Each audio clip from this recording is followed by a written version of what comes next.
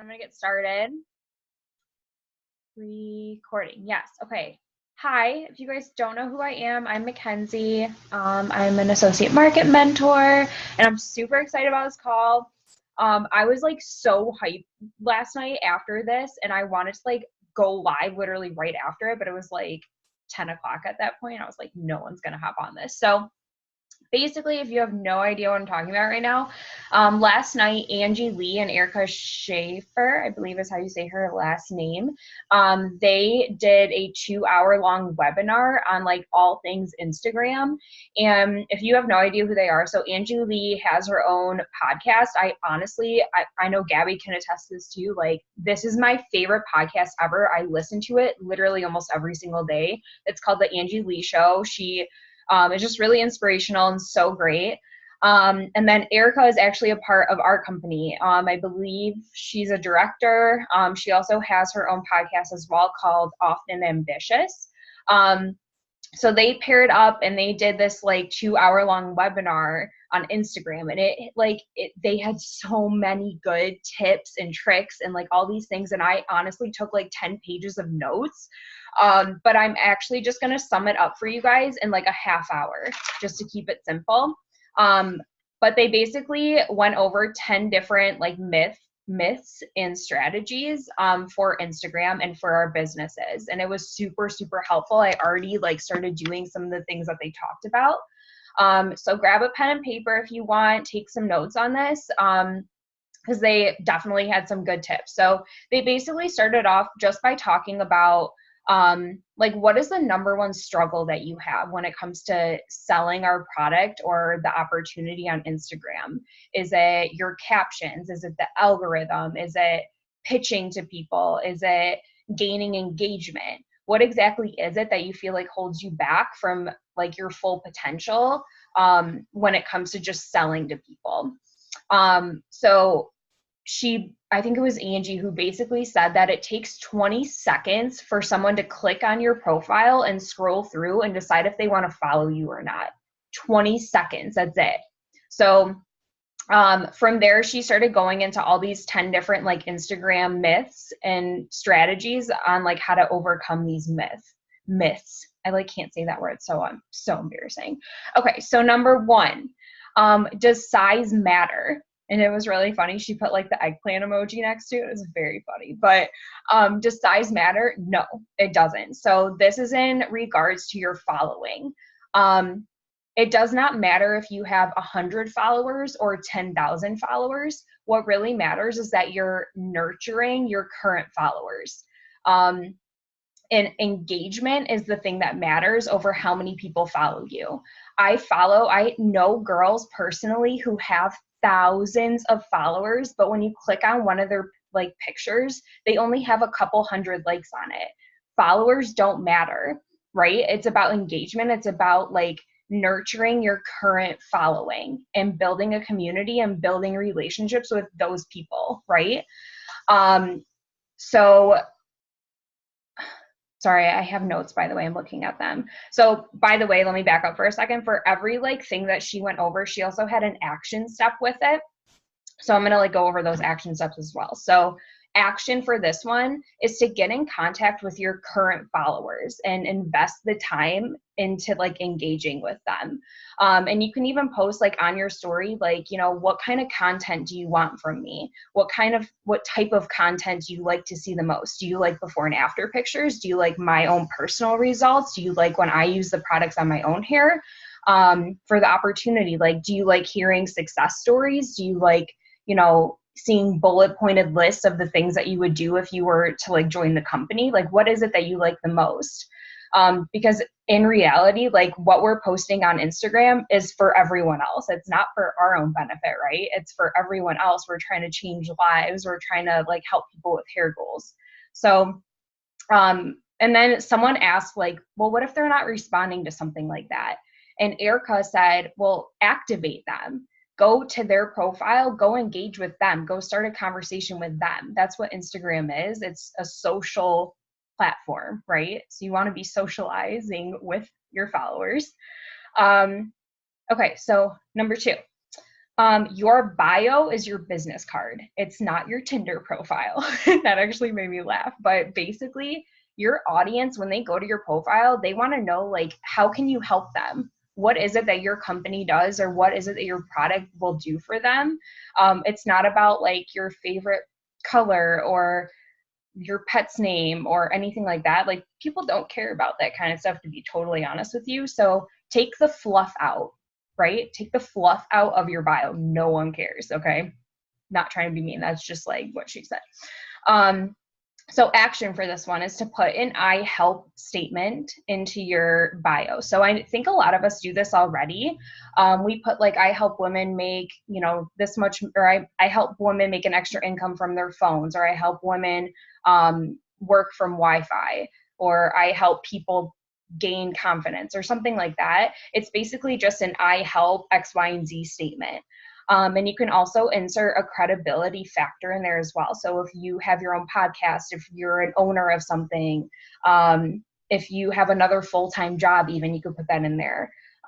If you won an award for something like that, that will gain credibility with your followers, you can absolutely add that in there. Something that she said to absolutely not put in there is our company name in the title of your rank. No one has any idea what that is. Like, the title of your rank doesn't matter to people because they have no idea what it means. It's like a foreign language to them. If I like was outside of the company and I saw someone's profile say like associate market mentor, I would have absolutely no idea what that is. I don't know that that's like, the 5th rank in the company. I would think like, oh, she's an associate market mentor. Like, I don't know what that means. It's a foreign language to our followers. People have no idea what that stuff means, so take it out. Someone asked about Linktree in there, and Angie basically said like, yes, put a Linktree in there with, the different like links you have for your hair quiz or opportunity questionnaire or something like that, but don't have more than 3 things. And I've clicked on a lot of people's link trees and I see a lot of things on there. Keep it to 3. It's basically the rule of thirds. And I've heard this before actually, and it's actually really interesting. But research basically shows that when a consumer is presented with more than 3 options, they lose focus, they lose their attention because there's too many options. It's too overwhelming for them. So keep it simple, keep it to 3. So right now, personally, I have my hair quiz, I have the opportunity questionnaire, and then I have like a Let's Chat thing where I have my like Calendly, I never know how to say it, but it's like a calendar app pretty much where people can like sign up for calls with me if they want to talk. Number 3, should you be posting on your feed daily? So your actual Instagram feed. The answer is no, but you should be posting at least 3 times a week.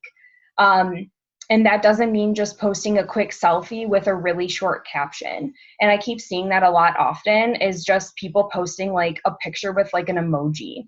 And it's like, what does that really do for your followers, right? It's not converting engagement. It's not converting into sales for you guys. So you need to be posting that high quality content that creates value for your followers.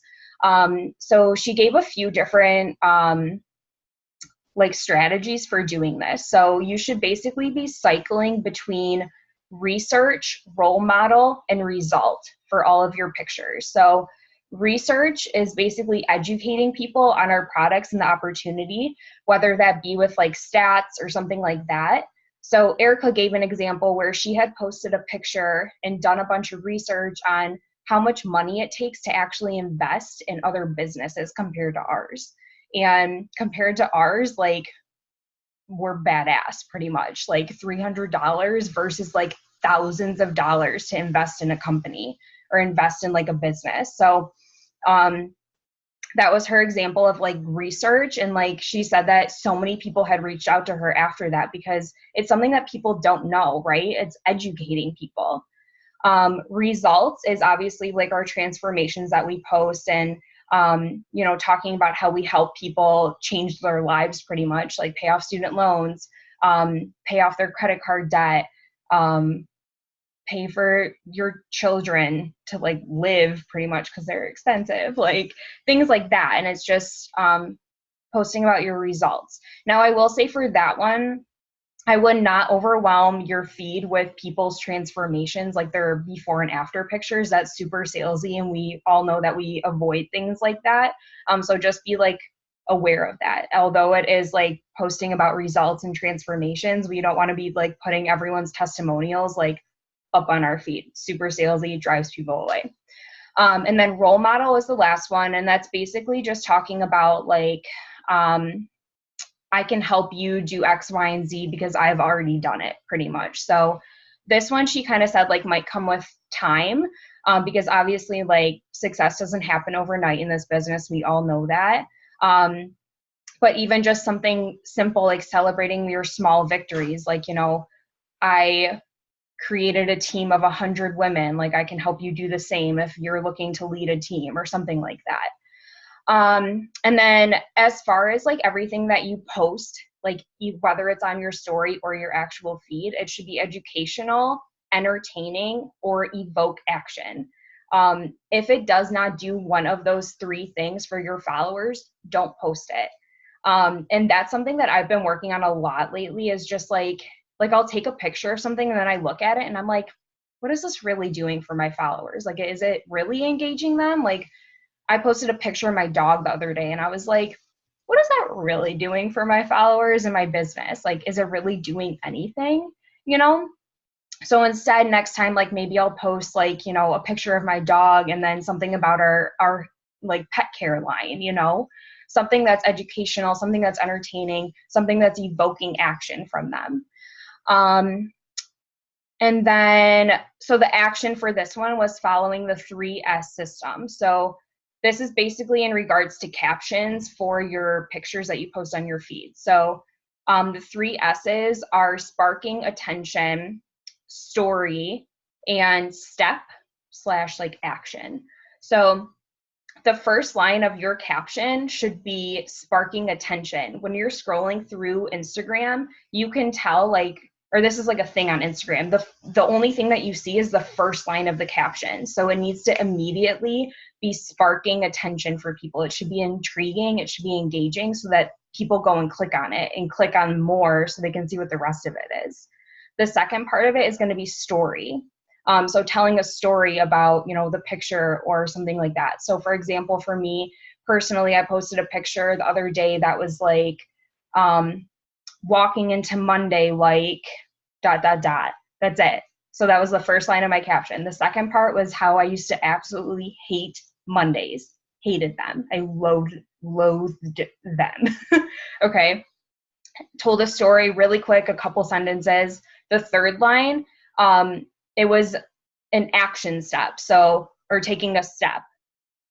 Did I just explain that right? Yeah. Third line should be like evoking an action or evoking a step to an action. So I think the third line of mine was like, what are your to-do items for today, or something like that. It was evoking an action from them. So it was basically telling people, hey, comment down under this. Tell me what you're going to do for the day. It increased engagement. It was intriguing. It was entertaining. And it told a story. Humans are storytelling creatures. We want to hear people's stories because it's something that we can relate to. It's tangible. It's real. And something that she said, I highlighted this because I thought it was so funny and it was so interesting.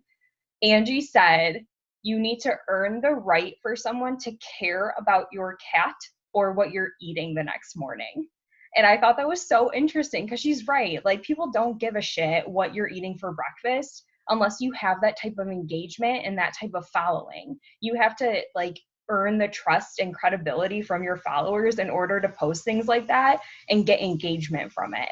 So right now, personally, if I posted something about like a picture of like my bowl of food without any words on it, like no one would care. People would just keep scrolling through it, right? But if I put like a bowl of food with the recipe that I had and like why I did it, that, you know, in turn will increase engagement. People will start commenting back on it. Super funny, but it was so interesting.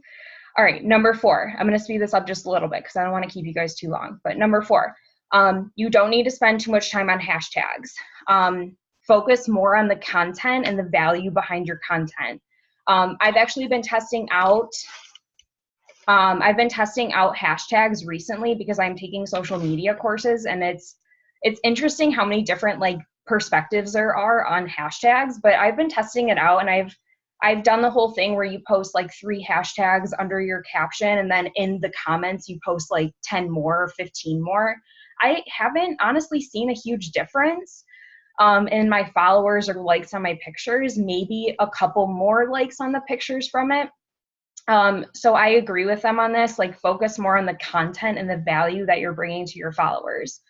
So the action for this, I don't know about this. I go back and forth with it, but they basically said to put something next to your Instagram name, so people know what you do and like who you are. So for example, they said like for girls who are with Monat to put something like social selling boss or like healthy hair care advocate like next to your actual name, because it's just like intriguing to people.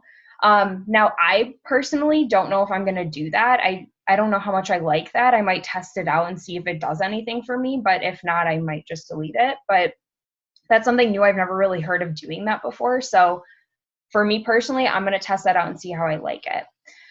Number 5, I don't know how many of us actually do this, but they basically said that you don't need to be partnering with large accounts to increase your leads or increase your like targeted market. So that's basically like if you were partnering with like Fashion Nova or like a hairbrush company or something like that. Like things like that just don't really equal getting like higher leads or more sales. So the action was to actually list out 3 to 5 accounts of micro influencers. So a micro influencer is basically like someone who doesn't have a ton of followers, and they might be like a new company, for example, or something like that, where they're just like starting off.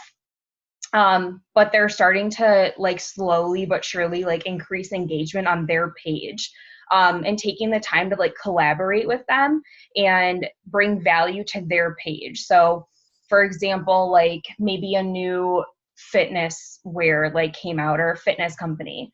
McKenna, yes, this is recorded. I got you. So like, I think it was like Cora Fitness who reached out to me and said, hey, like, let's collab. Let me like send you some products and you can like wear them and post about me and whatever.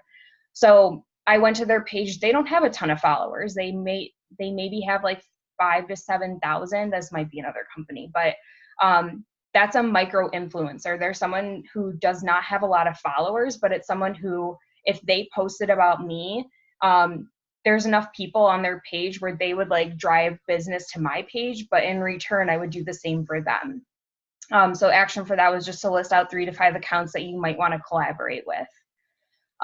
Number 6, you don't need to say the name of the company all over your Instagram. This one, I was like, yes, preach, girls, yes. You guys, I cannot tell you, like, I've been scrolling through a lot of our girls on our team. I've been scrolling through their stories, you know, throughout the day. And I can't even tell you like how many times I will see the name of the company and I'm like, why? I'm like, what are you doing? Like, we taught you not to do that. Like, what is happening? Right. And I see it everywhere.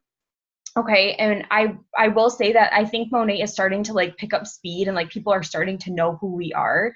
Right. So I'm like a year and a half into this, and I still always crop out the name because I don't want people to know immediately what company it is. And it's not to be sketchy. It's not to be weird. It's so that it builds curiosity and like a mystery. Right. Now, every now and then, I think it's okay to like post about the company. Like, for example, the other day they had posted about the Monat like gratitude thing. And I think in that case, yeah, you should, because that's badass, right? But I think posting like all of our products with the name on it, and like when we get paid and it has like the Mo money thing at the top and like thanks from your Monat family at the bottom, it's like, okay, well, that's not, you know, it's not doing a whole lot for your followers because they already know what you're doing now. They know what company it is that you're working for. They're going to go and research it on their own without consulting with you. So I will say that one, I was like, oh my God, yes. Okay. So one thing I will say, I actually did just post in Hair Mania and Main Attractions. I posted a video about an app that you can use that is so easy to use to crop out the name of the company. And again, it's not to be sketchy. It's so that it builds curiosity with your followers. And they basically said to lead with a story over the brand name. And like I said earlier, like humans are storytelling creatures. We like to hear stories. So that's pretty much saying like post the before and after pictures, post about your own results, post about the opportunity and what it's done for people, and you know how we have moms and students and women who work full-time jobs. Like post about things like that. People can relate to things like that. So the action for this was to actually incorporate products with other products. And I thought this was super interesting. I know for us, it's a little bit harder because we don't want people to use other hair products with our products, right? So I would say for this part, like maybe use like Rejuvenique oil combined with like a face moisturizer. Or the other day Sammy posted a video of her leg and it was like a glob of like lotion, and then she dropped in like a few Rejuvenique oil drops, and I'm like, oh shit, that was like kind of cool, right? So basically like the whole look like has more of an impact than just posting one product. Okay, number 7. This one, I can't even tell you how many like comments were flooding in during this whole conversation. Basically, they were saying that your market is not saturated. Okay. While I said that like Monat is starting to pick up speed and people are like learning what it is and who we are and what the products are, like there are still thousands and thousands of people who have no idea what Monat is. Okay. We're not like at the point where doTERRA is, or Arbonne, or Roden and Fields. Like we're not there yet, and that's good for us, right? We're still at ground level. And markets are infinite. So they asked this question and it was awesome. They basically said like, how many customers do you really need to be successful in this? And that I like thought about it for a second and I'm like, right? Because we always talk about like residual income. Our existing VIPs are our residual income, right? It only takes a small amount of people to be loyal to you and to continue buying products from you. So how many people do you really need as a VIP to be successful in this? So action. How can you be just a little bit different than someone else who's doing the same thing as you?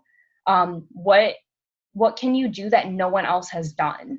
And that was like, that's interesting, right? Like, because how many of us will post, you know, when we have a flash sale, we'll post just, you know, I've seen it a lot of times where people just put the email that we get and like throw it up on their Instagram story. Okay. How many times do you think that one of your followers who follows 4 of us like sees that one post, right? But there's going to be that one person that, you know, instead of just posting that email, will go out of their way to create something completely different. And that's the thing that catches their eye. And that's when they click on it and go and reach out to that person over the person who didn't take the time, you know, to sit down and really be creative and step out of that comfort zone.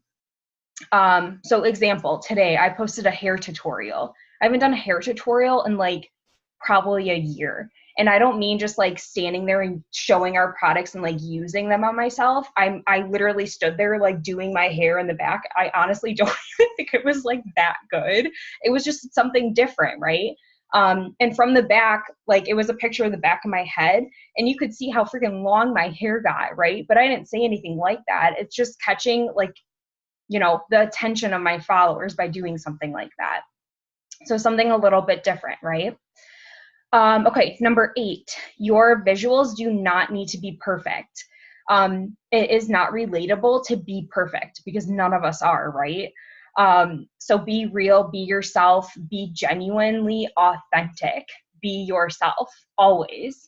Having a curated feed does not equal more money in any way, shape, or form. Like I said earlier, I follow girls who have thousands and thousands of followers and they have a badass Instagram. They have all the filters and everything like that and presets and whatever. But when I click on their picture, they have a couple hundred like likes on their picture, right? So the action for this is to create a healthy balance between curated posts and iPhone unfiltered pictures. Why? Because it's tangible, it's real, it's something that someone can relate to.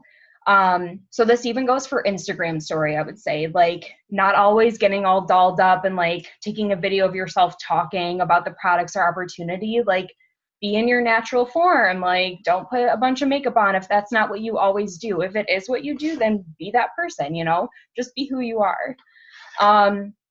Number 9, I don't know how many of us actually do this. This one didn't really like sit with me because I don't do this, and I don't really know anyone who does on our team. But Angie was basically talking about, like, if you start getting millions and millions of followers, that you don't need a team to run your account.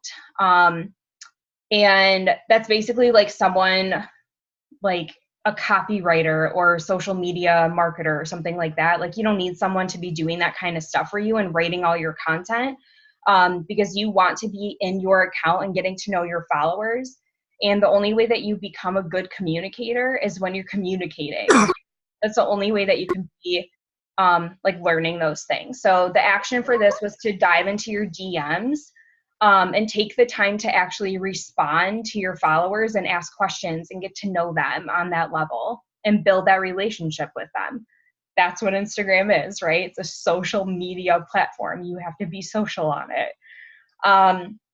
Okay, and then the last one, build it and they will come. So don't buy followers. Don't obsess over that. Building your account and building your business is going to take hard work, right? But you have to get out there and network and step out of that comfort zone, and that's when you'll start seeing the difference in it. Use Instagram to its full potential. It is a free platform, and I researched it the other day. There are 500 million people who go active on Instagram every single day. Think about that for a second. 500 million people. That's so many people, okay? So when you guys get the no's and when you get discouraged about the no's, like, just think about that. Like, okay, well, be right back. There's 500 million other people I'm going to go talk to, right? So the action was for this to go find 50 accounts to engage with. So we do this anyway. We say every day, like, go engage with 15 to 20 people every day. And we say it for a reason, right? It's to build relationships, and then in turn, they will either buy the product from you or join your team. So what it really comes down to in this business is to share stories and to be authentic. And Angie's the one that said that, and that one really was like, yes, girl, agreed, right? Okay, so that was basically it. I know it was a lot. I went over a lot. I did record this, so if you guys need like to review it again, I'll have it up on our pages in a few minutes. They had a few technical difficulties during the call, so they did send out an email. They are going to be hosting another call on Monday. Let me find the email for you guys. I'll put this in the like on Facebook when I post it. It's on Monday, July 22nd at 8 p.m. EST. So if you guys missed it and you want to hop on and you want to, I don't know if they're going to be going over the same thing. They basically said, we've decided to host an encore. So I don't know if they're going to be going over more things or the same thing. I might still hop on because I was like just in shock at how many things I learned from it. But yeah, I hope this helped. I hope it was a good recap for you guys. Again, it was like a 2-hour webinar, and I just did that for you guys. And like, I don't even know how long this is going for, but I hope you guys learned something from it. If you have any questions, if you want me to send you any of my notes or anything like that, just let me know. But yeah, thanks for hopping on. I know it's kind of late, so thanks for hopping on, guys. Love you. Bye.